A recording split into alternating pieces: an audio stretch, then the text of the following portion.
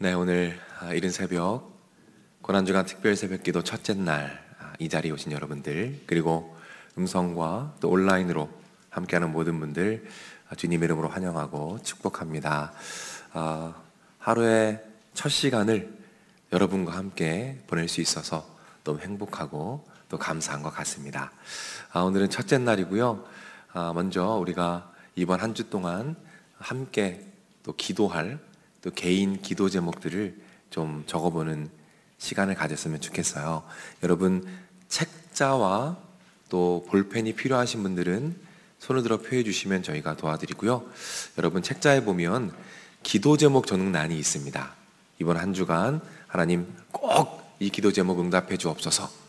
그 부분 지금부터 작성하는 시간을 잠깐 가지겠습니다.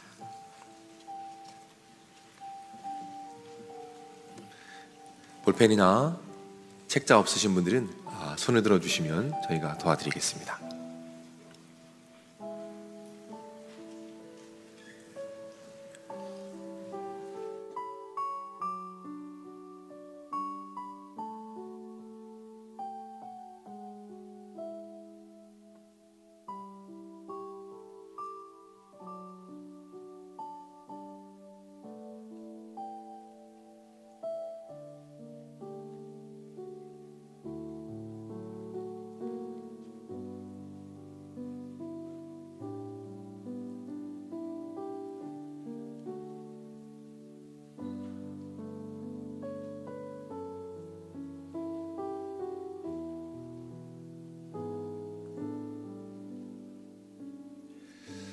온라인으로 참여하는 분들도 각자 개인적으로 기도 제목을 써주시면 너무 감사하겠습니다. 앞으로 한 1분 정도 시간을 더 드리겠습니다.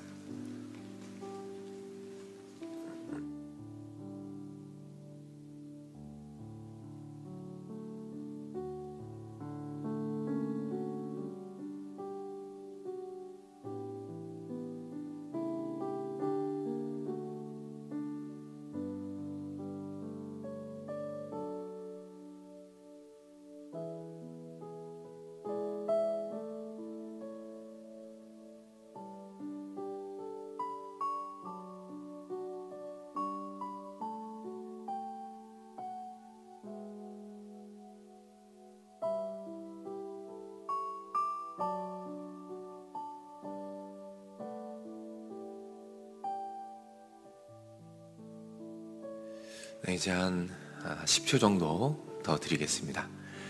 마무리를 천천히 해주시고요. 다 못하신 분들은 또 개인적으로 작성하시면 좋을 것 같습니다. 우리가 적은 이 기도 제목 가지고 이번 한 주간 간절히 기도할 때 하나님께서 분명히 응답하실 것입니다. 자, 이제 한번 마무리해 볼까요? 아울러서 광고 하나 드립니다. 오늘부터 저희가 정오의 기도를 하게 됩니다. 12시가 되면 저희가 제작한 영상을 보내드리도록 하겠습니다. 제가 오늘 말씀을 짧게 요약해 드리고요. 그 이후에 개인적으로 기도할 수 있는 컨텐츠들을 좀 만들어 봤습니다. 여러분, 우리 온세계교회 유튜브 구독하시고 알림 설정하시면 알림이 뜰 겁니다. 그리고 저희가 또 문자로도 보내드리겠습니다. 새벽에 참여하지 못한 분들도 함께 해주시면 되고요. 꼭 정오에 못하더라도 하루에 시간 나실 때 말씀 요약 보시고 기도하시면 큰 힘이 되리라 생각합니다. 자, 오늘 이른 아침부터 많은 분들이 수고해 주셨어요. 구석구석에서 보이지 않게 또는 보이는 모습으로 너무너무 수고 많이 해주셨습니다. 우리 이 자리에 오신 분들, 또 온라인으로 함께하는 분들, 또 수고해 주신 모든 분들 서로 격려하면서 우리 박수하겠습니다. 네, 너무너무 감사하고 하나님께서 여러분의 헌신을 분명히 기억하실 것입니다. 우리 이번 한 주 동안 살펴볼 말씀은 주님의 고별사라는 주제입니다. 예수님께서 십자가를 지시기 직전에 유언과도 같은 말씀을 남기셨어요. 그 말씀들이 요한복음 13장부터 16장까지 계속 이어집니다. 그러니까 예수님께서 십자가를 지시기 전에 꼭 제자들에게 남기고 싶은 말씀들을 13장부터 16장까지 남겨두셨어요. 그러니까 고별사가 되는 거죠. 이 13장부터 16장까지는 예수님의 애틋한 마음이 담겨 있습니다. 이 땅에 남겨진 제자들이 꼭 붙잡아야 할 말씀들을 하나씩 하나씩 남겨주신 것입니다. 이번 고난주간 기간 동안 그 말씀들, 예수님의 고별사들을 하나하나 살펴보면서 그 말씀을 붙잡을 때 우리가 예수님이 따라가신 그 십자가의 길을 당당하게 끝까지 걸어가게 될 것입니다. 이 기대를 가지고 함께 말씀을 나누기 원합니다. 오늘은 첫 번째입니다. 강점이라는 제목으로 여러분과 말씀을 나누도록 하겠습니다. 오늘 본문에 보면 예수님께서 베드로에게 말씀하십니다. 유명한 장면이죠. 베드로야, 네가 3번 나를 부인하게 될 거야 라고 말씀하십니다. 이것이 예수님께서 남기신 우리가 살펴볼 첫 번째 고별사입니다. 네가 3번 나를 부인할 거다. 그런데 고별사 치고는 조금 당황스러운 고별사죠. 베드로는 아마 이 이야기를 듣고 자존심이 많이 상했을 겁니다. 왠지 아십니까? 베드로에게 있어서 가장 자신 있는 것, 내가 이 부분에서만큼은 절대 뒤지지 않는다 라는 것이 뭐였냐면 용기였습니다. 용기. 왜요? 베드로는 언제나 용기 있게 말했습니다. 때로는 실수하기도 했지만 언제나 가장 먼저 대답하고 가장 용기 있게 말했습니다. 그리고 물 위도 잠깐이지만 걸었어요. 왜요? 용기가 있었거든요. 다른 제자들은 없는 용기를 가지고 있었기 때문에 내가 용기에서만큼은 누구에게도 뒤지지 않는다 라는 마음이 있었습니다. 근데 예수님께서 이렇게 말씀하시는 거예요. 베드로야, 너는 겁쟁이처럼 나를 부인하게 될 거다. 그러니 얼마나 자존심이 상했겠습니까? 그때 베드로가 발끈하면서 이야기합니다. 그 이야기하는 내용이 마태복음 26장 33절에 나옵니다. 자, 우리 화면을 보고 한번 읽어보겠습니다. 베드로가 대답하여 이르되 모두 주를 버릴지라도 나는 결코 버리지 않겠나이다. 베드로가 말하는 거죠. 예수님, 저 베드로입니다. 베드로. 저 모르십니까? 여기 있는 제자들 다 주님 버려도, 다 겁쟁이처럼 주님 떠나도 예수님, 저는 다릅니다. 용기에서만큼은 제가 그 누구에게도 뒤지지 않아요. 용기, 담대함, 이 부분에서만큼은 제가 최고입니다. 저는 자신 있습니다 라고 말하고 있는 거예요. 그런데 여러분, 그래서 베드로는 기도하지 않습니다. 그래서 베드로는 기도하지 않아요. 예수님께서 겟세마네 동산에서 베드로에게 부탁하셨습니다. 마태복음 26장 38절이죠. 제가 읽어드릴게요. 이에 말씀하시되 내 마음이 매우 고민하여 죽게 되었으니 너희는 여기 머물러 나와 함께 깨어있으라. 마태복음 26장 41절, 이 말씀은 같이 읽습니다. 시험에 들지 않게 깨어 기도하라. 반복해서 말씀하신 거예요. 베드로야, 그 부분을 놓고 꼭 기도하거라. 꼭 기도하거라. 그러나 베드로는 기도하지 않아요. 왜요? 자신 있었거든요. 절대로 용기, 담대함에 있어서만큼은 내가 넘어지지 않는다라는 확신이 그 안에 있었던 겁니다. 여러분은 어떠십니까? 여러분이 생각할 때 여러분의 장점과 은사가 무엇입니까? 다른 사람보다 내가 그래도 이건 조금 낫다라는 부분, 어떤 부분이십니까? 여러 가지가 있겠죠. 어떤 부분은 외모에 대해서 자신 있는 분도 있을 거고, 어떤 분들은 내가 공부, 학력에서만큼은 뒤지지 않는다. 나에게 이런 특별한 재능이 있다. 나에게 이런 업적이 있고 나는 이런 좋은 성품이 있다. 딱히 다른 사람에게 말하진 않지만 마음속으로 그래 내가 그래도 말씀은 내가 잘 알지. 그래, 내가 기도는 참 많이 하는 편이지. 내가 전도에서만큼은 뒤지지 않지. 그래, 내가 그래도 관계는 참 잘하지. 사람들한테 친절하고. 내가 욕심은 좀 없지. 두려움이 좀 없지. 내가 재정에서는 강하지. 내가 거짓말은 안 하지. 내가 그래도 험담은 좀 안 하는 편이지. 스스로 강점이라고 생각하는 부분이 우리에게 있다는 겁니다. 그런데 인정하고 싶지 않지만 우리는 그 부분에서 기도하는 것이 참 힘듭니다. 왜 그렇습니까? 나 혼자도 할 수 있기 때문이죠.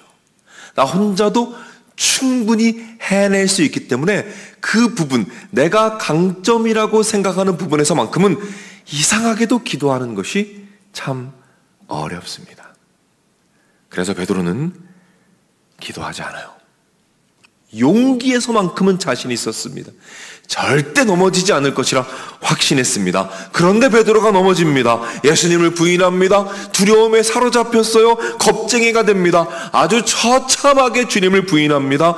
더 처참하게 느껴지는 이유는 예수님께서 말씀하신 그대로 넘어졌기 때문이에요. 더 수치스러운 이유는 내가 넘어지지 않겠다라고 자신 있게 선포했기 때문입니다. 베드로가 넘어졌습니다. 여러분, 베드로가 어디에서 넘어졌습니까? 어디에서 넘어졌어요? 가장 강하다고 생각한 바로 그 부분. 내가 이 부분에서만큼은 자신 있다라고 했던, 가장 강하다고 생각했던 바로 그 부분에서 넘어지게 된 겁니다. 여러분 보십시오. 베드로의 강점이 함정이 되었습니다. 다시 한번 말씀드릴게요. 베드로의 강점이 함정이 된 거예요. 왜 그랬습니까? 왜 함정이 되었죠? 예수님이 필요 없었습니다.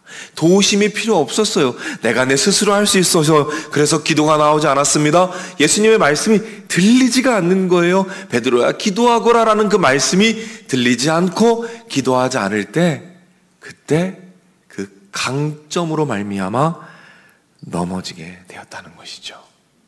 그렇게 강점이 함정이 되었다는 것입니다. 캐나다에 보면 이 로키 산맥이라는 것이 있어요. 이 로키 산맥에 해발 3,000m, 3,500m, 어마어마하게 높죠. 그 높은 곳에 나무가 있습니다. 근데 그 나무는 굉장히 독특한 모습으로 자라나요. 왜냐하면 그 높은 지대에는요, 굉장히 비도 오지 않고 또 춥고 바람도 심하게 붑니다. 그래서 자라나기 위해서, 최악의 환경에서 자라기 위해서 온 몸을 비틉니다. 그리고 성장을 스스로 억제합니다. 그리고 어떻게든 살아남기 위해서 몸을 비틀고 몸부림치고 웅크러들어요. 그래서 그 나무는 신기한 모양이 되는데 그 모양을 제가 사진으로 보여드릴게요. 그 나무가 이런 모양이 됩니다. 여러분, 이 나무를 뭐라고 부르냐면 무릎 꿇은 나무라고 불러요. 무릎 꿇은 나무. 왜 그렇죠? 마치 무릎 꿇고 있는 모습이에요. 제가 이 나무를 가만히 묵상하는데 이런 생각이 들더라고요. 아, 이 나무는 이 거대한 대자연 앞에서 겸손하게 무릎을 꿇고 있구나 라는 그런 마음이 들었어요. 그 거대한 대자연 앞에서 겸손하게 무릎 꿇은 나무. 이 나무는 그 누구도 좋아하지 않아요. 아주 뒤틀려 있기 때문에 가구를 만들 수가 없습니다. 열매도 맺히지 않아요. 동물들조차 외면하는 그런 나무입니다. 그런데 여러분, 놀라운 일이 있어요. 이 나무를 가지고 악기를 만듭니다. 그런데 이 나무로 악기를 만들잖아요. 그러면 다른 어떤 나무도 낼 수 없는 아주 놀랍고 황홀한 소리가 납니다. 다른 어떤 나무도 담아낼 수 없는 아름다운 소리가 바로 이 나무로부터 만들어진대요. 그래서 가장 아름다운 소리가 나는 명품 바이올린을 이 나무로 만든다고 합니다. 사랑하는 여러분, 우리가 무릎 꿇은 나무처럼 예수님 앞에 무릎을 꿇는 거예요. 그리고 우리의 장점, 우리의 강점, 우리의 은사를 주님 발 앞에 내려놓는 것입니다. 그때 우리 주님께서 우리의 장점을 손에 드실 것입니다. 그리고 그 장점으로 가장 아름다운 소리가 나는 악기를 만들어 주실 줄로 믿으시길 바랍니다. 다른 사람의 강점으로는 낼 수 없는, 다른 사람의 강점으로는 절대 만들어낼 수 없는 우리의 장점으로만 만들어낼 수 있는 아름다운 소리, 아름다운 악기를 만들어내실 것입니다. 그리고요, 이제 그 강점은 더 이상 함정이 아닙니다. 그때 그 강점은 하나님께서 연주하시는 악기가 되는 거예요. 예수님께서 그 악기를 연주하실 것입니다. 그러면 우리 각자의 장점들이 각자의 예쁜 소리를 내면서 그 각자가 가지고 있는 아름다운 소리들이 아름답게 어우러져서 하모니를 이룰 겁니다. 그렇게 각자의 장점들이 하모니를 이루면서 서로가 서로를 세워주고 그 장점이 나를 세우고 다른 사람을 세우며 아름답게 서로 성장해가는 역사가 나타날 거예요. 그러면 그때 그 아름다운 하모니를 들으며 우리는 감격하여 주님께 다시 무릎 꿇게 될 겁니다. 그리고 이렇게 고백할 거예요. 누가복음 17장 10절입니다. 명령받은 것을 다 행한 후에 이르기를 우리는 무익한 종이라 우리가 하여야 할 일을 한 것뿐이니라. 주님, 저는 무익한 종입니다. 주님께서 하셨습니다. 주님께서 하셨습니다.